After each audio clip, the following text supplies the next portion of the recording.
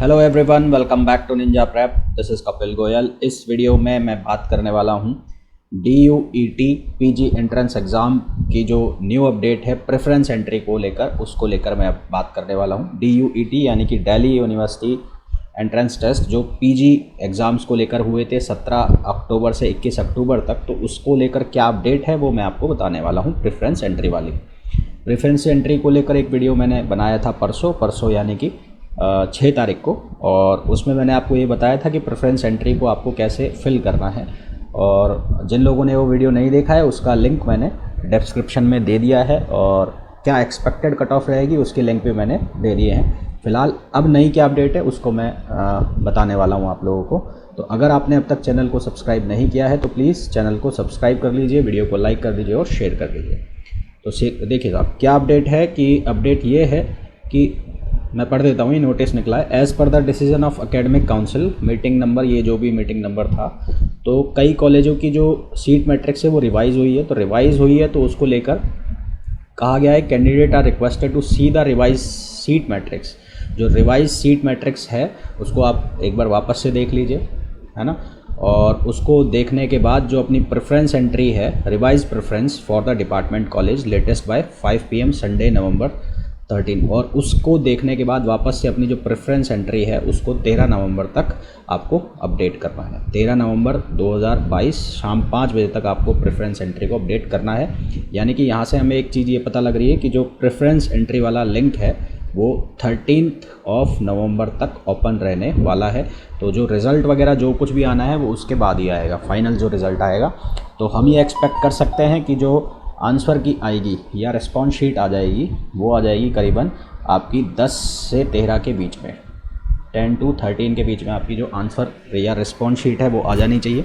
उसके बाद जिस तरह से BHU का कॉलेज अलॉटमेंट हो रहा है उसी तरह से यहाँ पर भी कॉलेज अलॉटमेंट होगा। यहाँ पर भी साफ साफ लिखा हुआ है, the preference submitted by the candidate will become the basis for provisional allocation of seats during this preference change window candidate who wish to update their marks can also do।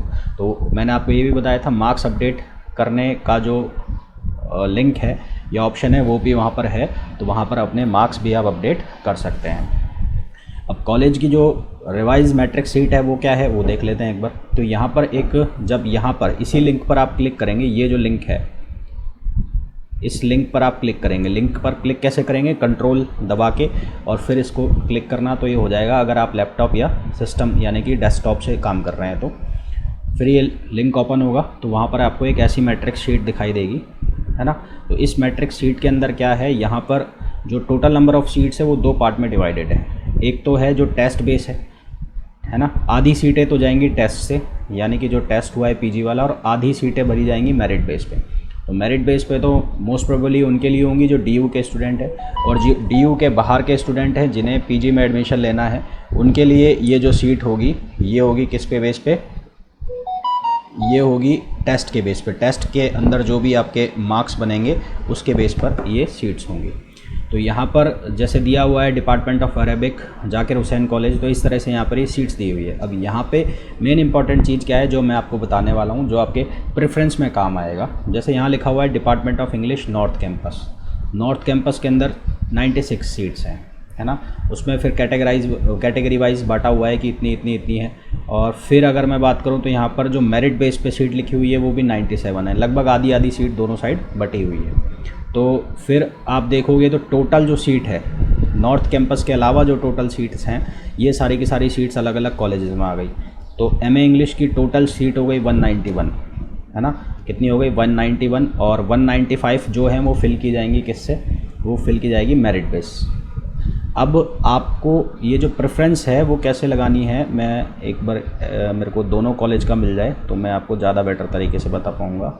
हाँ, जैसे कि यहाँ लिखा हुआ है, अब आपकी जो प्रेफरेंस लिस्ट आएगी वहाँ पर ऐसे लिखा होगा नॉर्थ कैंपस और साउथ कैंपस, फिर उसके नीचे कॉलेजों के नाम लिखे होंगे, फिर उसके नीचे कॉलेजों के नाम लिखे होंगे। तो वहाँ आपको इस तरह से प्रेफरेंस को सेलेक्ट करना है।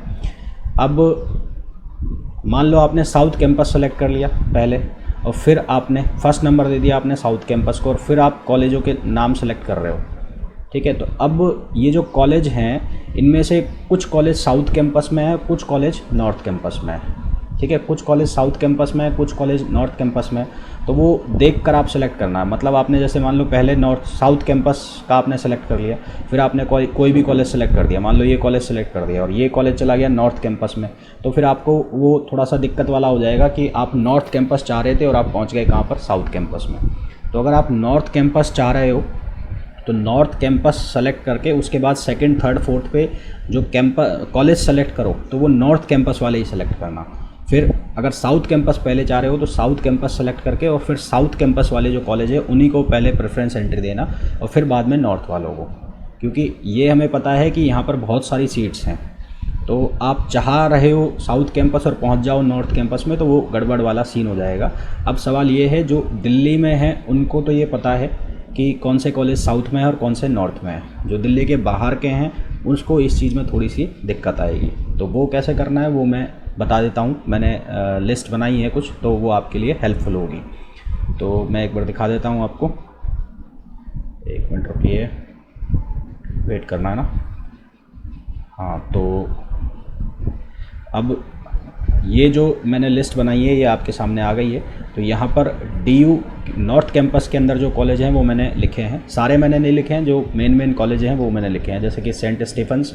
उसके बाद यहाँ पर SRCC कर लेना, मैंने रैंकिंग वाइज भी इनको लिखा है। SRCC मैं यहाँ लास्ट में लिख दिया, दिमाग में नहीं रहा, इसको यहाँ पर लिख लेना। फिर हिंदू कॉलेज, मतलब हिंदू कॉलेज को थर्ड पे, SRCC को सेकंड पे कर लेना। Hansraj, Kirorimal, Miranda, Delhi school of economics, Ramjas, Indraprastha college for women's, Daulat Ram college, SGTB, Delhi school of journalism, ये कॉलेज हैं नॉर्थ कैंपस के अंदर।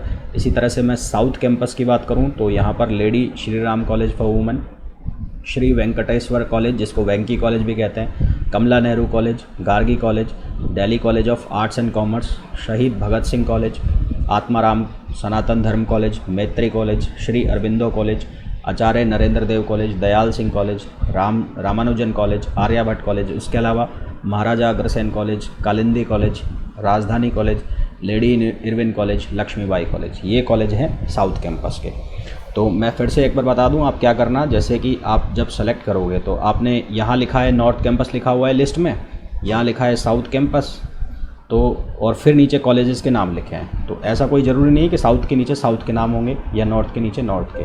तो अगर यहाँ फर्स्ट दे दिया तो इसका मतलब आप नॉर्थ कैंपस चाह रहे हो। उसके बाद जब आप कॉलेज मांग रहे हो तो यहाँ पे वो लिस्ट देख लेना कि नॉर्थ कैंपस वाले कौन से हैं कॉलेज, तो उनको ऑर्डर दे देना। फिर साउथ कैंपस वाले, अगर साउथ को आप चाह रहे हो तो साउथ को फर्स्ट दे देना, फिर उसके जो कॉलेज आएंगे उनको ऑर्डर दे देना।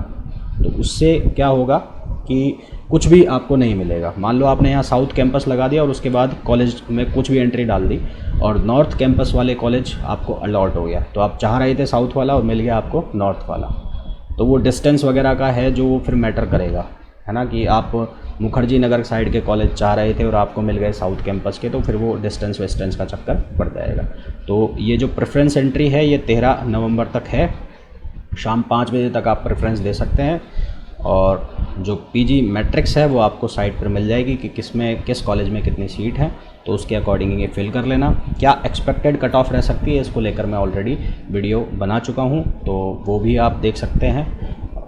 तो आपकी जो रिस्पॉन्स शीट है वो शायद 10 से 13 नवंबर तक आ जाएगी, क्योंकि 13 नवंबर तक प्रेफरेंस की लास्ट डेट है। तो होपफुली ये वीडियो आप लोगों के लिए यूज़फुल होगा।